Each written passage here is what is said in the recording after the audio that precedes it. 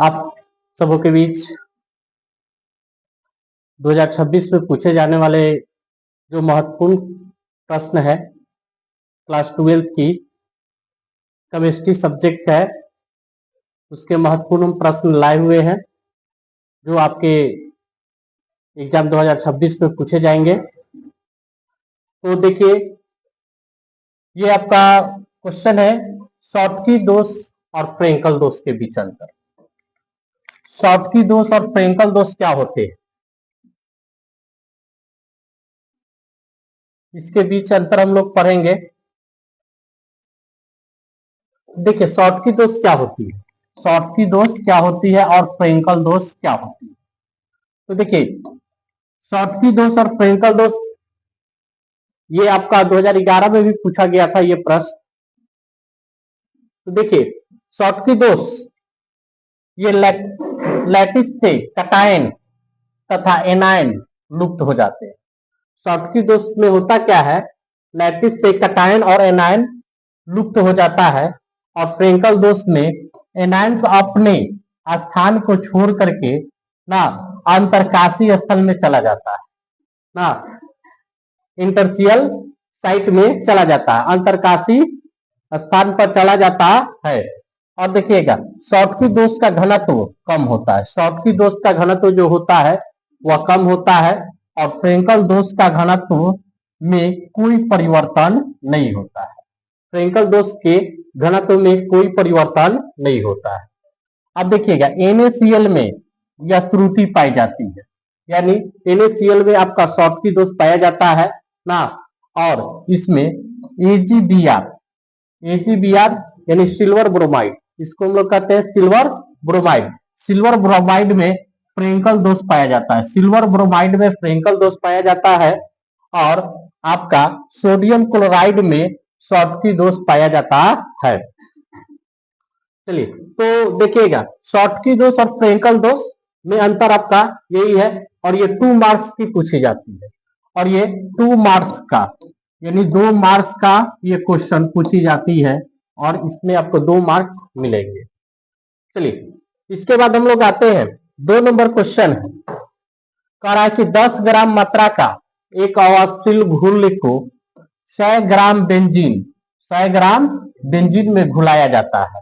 तो देखिएगा, 10 ग्राम आपका ये विलेय हो जाएगी, ये आपका विलेय की मात्रा है, और ये 100 ग्राम बेंजीन जो है ये आपका विलायक हो जाएगा, विलायक ना। तो देखिएगा, 100 ग्राम बेंजीन में घुलाया जाता है 10 ग्राम अवाष्पशील घोल। अवाष्पशील का मतलब होता है कि वाष्पन की क्रिया उसमें संभव नहीं होती है, तब इसके क्वथनांक में 1 डिग्री की बढ़ोतरी होती है, यानी 1 डिग्री की इसके क्वथनांक में ना बॉइलिंग पॉइंट में 1 डिग्री की वृद्धि हो जाती है। तो घुलने मतलब विलेय के क्या है जी, विलेय के अणु की मात्रा की गणना करना है, विलेय की अणु की मात्रा की गणना करना है। और देखिएगा, बेंजीन का केबी का मान दे दिया है 2.53 किलो मोल इनवर्स दिया है। तो देखिए, पहले हम आते हैं विलेय का भार, विलेय का भार कितना दिया है 10 ग्राम, यहाँ विलेय का भार आपको 10 ग्राम है।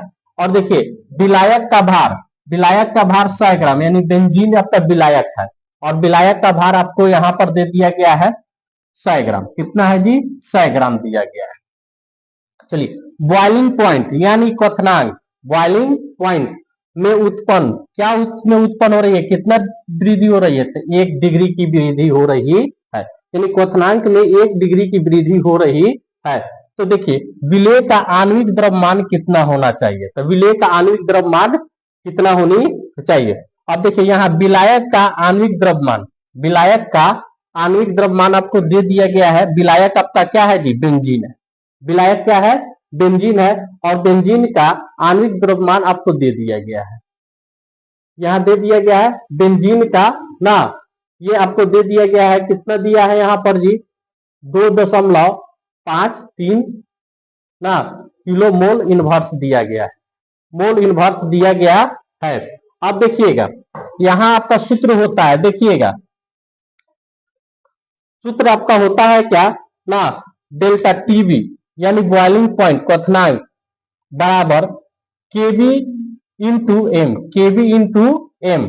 तो देखिए केबी का मान आपको दिया है 2.53 और देखिएगा अगर यहां देखिएगा एम, एम आपका यहां हो जाएगा, यहां आपका हो जाएगा 10, क्या हो जाएगा जी 10 ग्राम ना, अब बटे एम भी गुने 100 गुने में क्या हो जाएगा 1000। तो देखिए आप काटिएगा तो देखिएगा 2 शून्य से 2 शून्य कट जाएगा, 2 शून्य से 2 शून्य कट जाएगा और 2.53 में ना 2 को 10 से गुना करते हैं यानी 100 से गुना करते हैं तो इसका डिसिमल हटकर कितना आ जाएगा 253 ग्राम आएगा। तो इसकी आंसर 253 हो जाएगी। अब चलिए नेक्स्ट क्वेश्चन है, नेक्स्ट क्वेश्चन है आपको अभिक्रिया की कोटि की परिभाषा देनी, अभिक्रिया की कोटि। तो देखिए अभिक्रिया की कोटि क्या होती है, अभिक्रिया की कोटि की परिभाषा देनी है। तो अभिक्रिया की कोटि की क्या होती है परिभाषा, अभिक्रिया की कोटि की परिभाषा। तो देखिए किसी अभिक्रिया के दर, कोई भी अभिक्रिया के दर समीकरण में ना प्रतिफल, प्रतिपाद यानी प्रतिफल के सांद्रता के ऊपर, सांद्रता के ऊपर घात या घातांकों का बीजगणितीय योग ना, बीजगणितीय योग क्या है जी, बीजगणितीय योग अभिक्रिया की क्या कहलाती है कोटि कहलाती है ना। उसके सांद्रता के ऊपर जो घात होते हैं ना, घातों के जो बीजगणितीय योग होती है वह अभिक्रिया की कोटि कहलाती है। चलिए अगली इंपॉर्टेंट क्वेश्चन है थ्रेशोल्ड ऊर्जा क्या है, थ्रेशोल्ड ऊर्जा क्या है।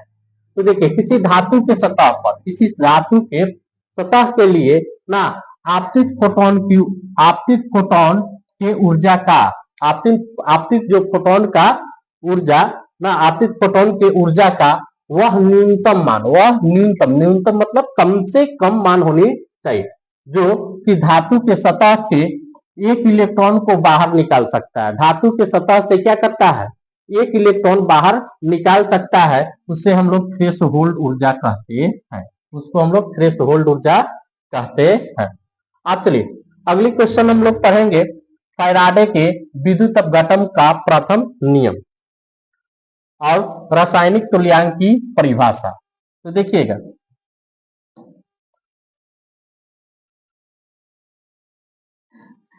तो यहां पर देखिएगा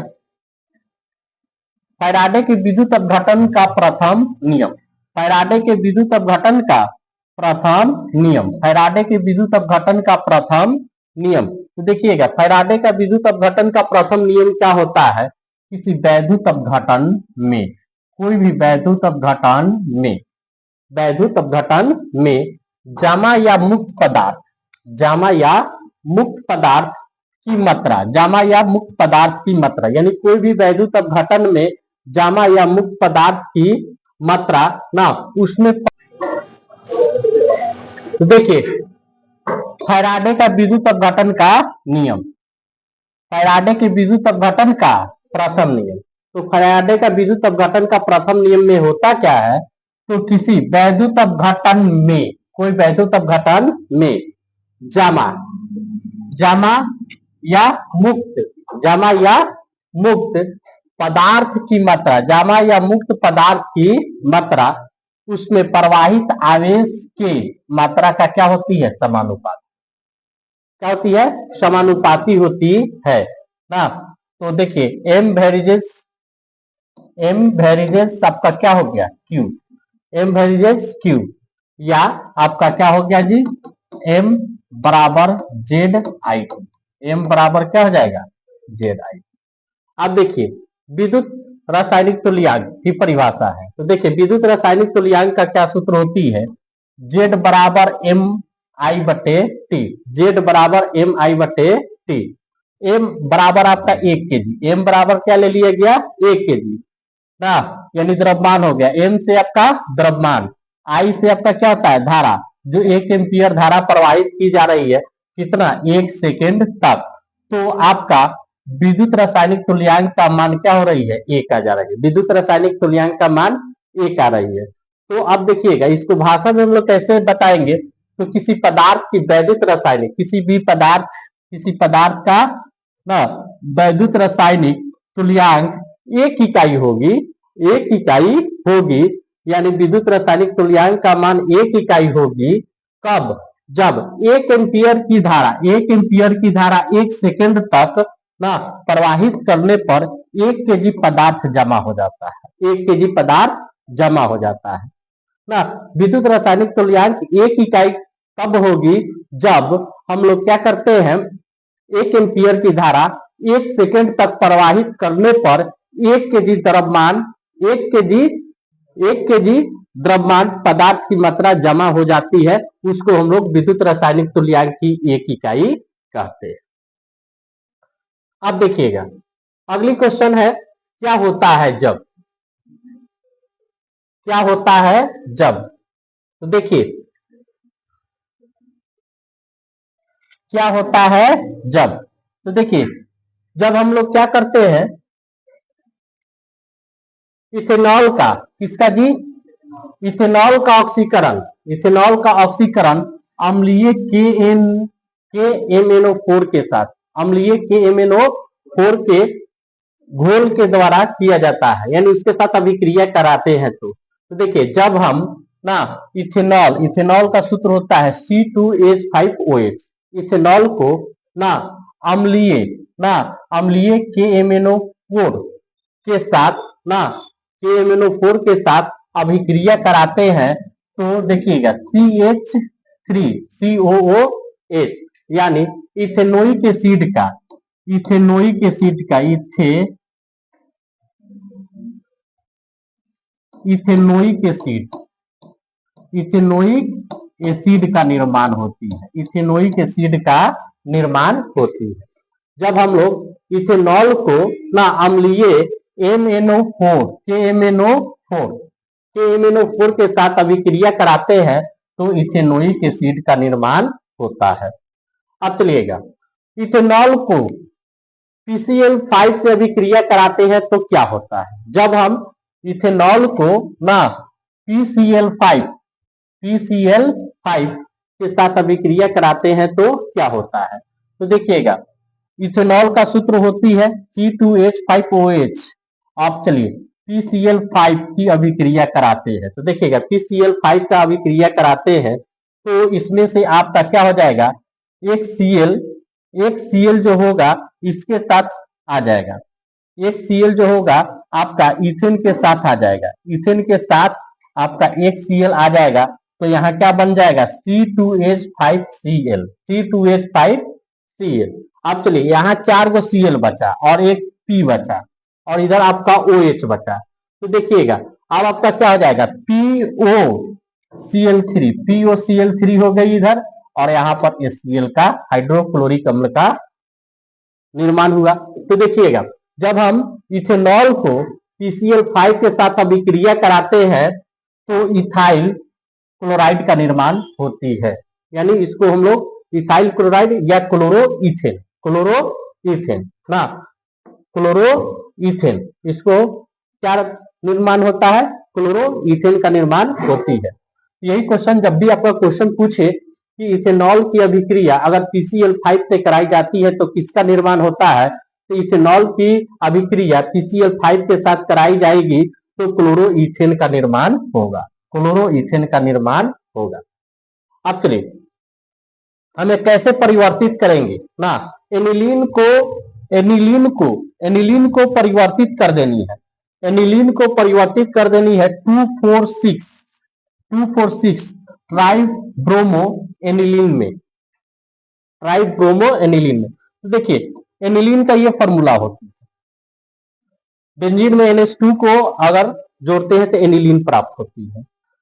तो एनिलीन को अगर हम लोग Br2 से अभिक्रिया कराते हैं, किससे अभिक्रिया कराते हैं, Br2 से अगर अभिक्रिया कराते हैं तो देखिएगा यहां पर आपका NH2 Br, यहां पर Br और यहां पर Br। तो देखिए स्टार्ट करेंगे 1 2 3 4 5 6। तो देखिए ब्रोमीन कितने नंबर पर है, 2 नंबर पर ब्रोमीन, 4 नंबर पर ब्रोमीन और 6 नंबर पर ब्रोमीन। एनिलीन ग्रुप के साथ ना ब्रोमीन जो है 2 4 6 पर आकर जुड़ा हुआ है। तो इसका नाम हम लोग क्या करेंगे, देखिएगा 2 4 6 कौ ब्रोमीन है, 3 गो, तो 3 गो ब्रोमीन के ट्राई होता है, 3 गो ब्रोमीन के लिए क्या होगा, ट्राई, तो ट्राई ब्रोमो हो जाएगा, ट्राई ब्रोमो, एनिलीन है तो एनिलीन, तो इसका नाम क्या हो जाएगा 2 4 6 ट्राई ब्रोमो एनिलीन। अब देखिएगा इसके बाद में है क्या, एसिटामाइड से इथाइल इथाइल एमीन में, एसिटामाइड से इथाइल एमीन में, तो देखिए एसिटामाइड से इथाइल एमीन में हम लोग कैसे कन्वर्ट करेंगे, तो यहाँ पर इथाइल एसिटामाइड है, ये देखिए ये आपकी जो है एसिटामाइड है, ये आपकी एसिटामाइड है, ये आपकी एसिटामाइड है, CH3CONH2 ये एसिटामाइड है, और एसिटामाइड को AlH4 से अभिक्रिया कराते हैं तो आपका इथाइल एमीन का निर्माण होती है, इथाइल एमीन का निर्माण होती है। जब हम लोग एसिटामाइड को ना LiAlH4 से अभिक्रिया कराते हैं तो CH3 CH2 और NH2 यानी इथाइल एमीन, इसका नामांकन क्या हो जाएगा ये इथाइल एमीन, तो इथाइल एमीन का निर्माण होता है। अब चलिए अगली क्वेश्चन, क्वेश्चन नंबर 1 है उदासीन जोड़ी प्रभाव क्या है, उदासीन जोड़ी प्रभाव क्या है, तो देखिएगा उदासीन जोड़ी प्रभाव क्या है, तो उदासीन जोड़ी प्रभाव ना, तो उदासीन जोड़ी प्रभाव में हम लोग आते हैं, तो देखिएगा उदासीन जोड़ी प्रभाव, तो देखिए भारी अधातुओं के, कौन सा धातु, भारी अधातुओं के बाहरी क्या है जी, बाहरी ये शुभ कक्षा में, ये शुभ कक्षा में ना मौजूद मौजूद कितने इलेक्ट्रॉन, 2 इलेक्ट्रॉन मौजूद, 2 इलेक्ट्रॉन किसी भी रासायनिक अभिक्रिया में, कोई भी रासायनिक अभिक्रिया में भाग नहीं लेता है, कोई भी रासायनिक अभिक्रिया में भाग नहीं लेता है, यानी भारी अधातु में ये शुभ कक्षाओं में, ये शुभ कक्षाओं में मौजूद कितने इलेक्ट्रॉन, 2 इलेक्ट्रॉन किसी भी रासायनिक अभिक्रिया में जब भाग नहीं लेता है ना, अर्थात यह इलेक्ट्रॉन जोड़ी क्या हो जाती है, उदासीन हो रहता है, यह इलेक्ट्रॉन जोड़ी जो होती है उदासीन रहता है, और इस प्रभाव को हम लोग उदासीन जोड़ी प्रभाव कहते हैं, और इस प्रभाव को हम लोग उदासीन जोड़ी प्रभाव कहते हैं। अब देखिएगा अगले क्वेश्चन था BCl3, BCl3 लेविस अम्ल की तरह क्यों व्यवहार करता है, तो देखिएगा BCl3 में बी परमाणु इलेक्ट्रॉन डिफिशियंट होने के कारण, इलेक्ट्रॉन डिफिशियंट होने के कारण ये BCl3 जो है लेविस अम्ल की तरह व्यवहार करने लगता है, ये करने लगता है। अगली क्वेश्चन है कि कमरे के ताप पर H2S गैस, H2S क्या गैस, जबकि H2O द्रव, H2O क्या है द्रव होता है, क्यों ऐसा क्यों होता है, तो देखिए द्रव में क्या होता है, हाइड्रोजन बंधन पाया जाता है, द्रव में हाइड्रोजन बंधन, यानी H2O में हाइड्रोजन बंधन होती है जिसके कारण H2O द्रव होती है ना, और H2S में हाइड्रोजन बंधन नहीं बनता है जिसके कारण H2S क्या हो जाती है, गैस होती है। तो देखिएगा H2O अणुओं में अंतराण्विक हाइड्रोजन बंधन पाया जाता है, हाइड्रोजन बंधन पाया जाता है, इसलिए ना ये कमरे के ताप पर यह क्या होता है, H2O द्रव होती है, H2O क्या होती है, H2O द्रव होती है, जबकि H2S में हाइड्रोजन बंधन नहीं होती है, जबकि H2S में क्या होती है, हाइड्रोजन बंधन नहीं होती है, जिसके कारण यह गैस होती है, यह गैस होती है। अब देखिएगा अगली क्वेश्चन आपका क्या है, तो देखिए अगली क्वेश्चन आपका है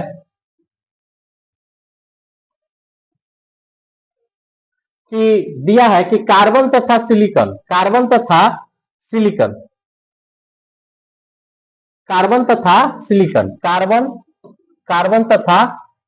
की संयोजकता, कार्बन तथा सिलिकॉन की संयोजकता 4 ना, कार्बन तथा सिलिकॉन की संयोजकता कितनी होती है?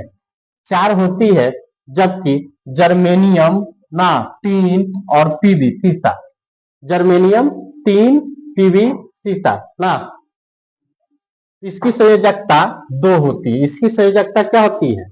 2 होती है। तो देखिए कार्बन सिलिकॉन के परमाणु के आकार क्या होते हैं? छोटे। क्या होते हैं? छोटे। और विद्युत ऋणात्मकता का मान काफी अधिक होती है। कार्बन और सिलिकॉन की परमाणुओं की आकार क्या होता है? छोटा। कार्बन और सिलिकॉन की परमाणुओं की आकार छोटा होता है, जबकि विद्युत ऋणात्मकता का मान काफी अधिक होती है। काफी अधिक होती है। इसी के कारण तो उनकी संयोजकता केवल क्या हो जाती है? 4। संयोजकता केवल 4 होती है, जबकि ना GeSN लेड की संयोजकता क्या हो जाती है? 2 होती है। अब चलिए भाजन और निस्तापन में अंतर। तो देखिएगा भाजन और निस्तापन में अंतर क्या होता है? तो जब हम लोग क्या करते हैं अयस्कों को ना निस्तापन और भाजन, देखिएगा जब हम अयस्क को ऑक्सीजन की उपस्थिति में, देखिए अयस्क को ऑक्सीजन या वायु की उपस्थिति में कस के गर्म करते हैं तो उस प्रक्रिया को निस्तापन कहते हैं। उस प्रक्रिया को हम लोग क्या कहते हैं? निस्तापन कहते हैं। जब अयस्क को हम लोग क्या करते हैं? ऑक्सीजन की उपस्थिति में कसकर गर्म करते हैं तो ऐसी प्रक्रिया आपका निस्तापन कहलाती है। और जब अयस्क को ऑक्सीजन की अनुपस्थिति में, भाजन में क्या हो जाता है? ऑक्सीजन की अनुपस्थिति होती है। ऑक्सीजन की अनुपस्थिति होती है और इस अनुपस्थिति में हम लोग कस के गर्म करते हैं तो ऐसी प्रक्रिया भाजन या जारण कहलाती है। भाजन या जारण कहलाती है। तो देखिए सबसे सुटेबल आपका है क्या? जब अयस्क को ऑक्सीजन की उपस्थिति में कस के गर्म करते हैं तो निस्तापन कहलाती है। जब अयस्क को ऑक्सीजन की अनुपस्थिति में कस के गर्म करते हैं तो उसे हम लोग भाजन या जारण कहते हैं। और इसमें आपका यही दिया है कि सल्फाइड या कार्बोनेट अयस्क का वायु की उपस्थिति में ना गर्म कर ऑक्साइड अयस्क में परिवर्तित करने की विधि को निस्तापन कहते हैं। और यही सल्फाइड या कार्बोनेट अयस्क को वायु की उपस्थिति में गर्म कर अनुपस्थिति में ना वायु की अनुपस्थिति में गर्म करके ऑक्साइड अयस्क में परिवर्तित करने की विधि आपका भाजन या निस्तापन, भाजन या जारण कहते हैं। भाजन या जारण कहते हैं। चलिए इसके बाद में हम लोग जानते हैं कि आयुपेक नेम के बारे में। आयुपेक नेम तो यहां देखिएगा आपको दिया है प्लेटेनियम और यहां है आपका NH3 एमीन, अमोनिया। ये NH3 आपको दिया है, अमोनिया दिया है। क्या दिया है? अमोनिया। और ये आपका Cl2 क्लोरीन है और यहां पर भी Cl क्लोरीन है। तो देखिए इसमें आपका क्या हो जाएगा? ये आपका एमीन जो है 2 गो है। NH3 के होल ट्वाइस, तो होल ट्वाइस दिया गया है तो 2 गो है तो डाई एमीन होगी। क्या हो जाएगी? Die amine. क्लोरीन देखिएगा यहां पर आपका क्या है? 2 गो है तो यहां पर भी क्या हो जाएगा? Die chloro. अब चलिए ये प्लेटिनम है तो प्लेटिनम 4 और फिर क्लोरीन है तो क्लोराइड। अब चलिए इसका बी नंबर का आयुपेक नेम देखिएगा क्रोमियम। ये आपका एमीन है तो 4 गो है तो टेट्रा एमीन हो जाएगी। ये क्लोरीन है और इस पर एक आयन है। एक क्या है? आयन है। वह कौन सा आयन है? धन आयन है। तो देखिएगा आपका NH3 क गो है? 4 गो। तो 4 गो के लिए हम लोग टेट्रा बोलते हैं, 5 गो के लिए हम पेंटा बोलते हैं। तीन गो के लिए ट्राई बोलते हैं, दो गो के लिए डाई बोलते हैं, एक के लिए मोनो बोलते हैं। तो देखिएगा यहाँ आपका हो जाएगा टेट्राएमीन, टेट्राएमीन। आप चलिए क्लोरीन यहाँ दो गो है, तो दो गो क्लोरीन है तो डाई क्लोरो हो जाएगी, डाई क्लोरो। तो tetraammine die chloro, die chloro.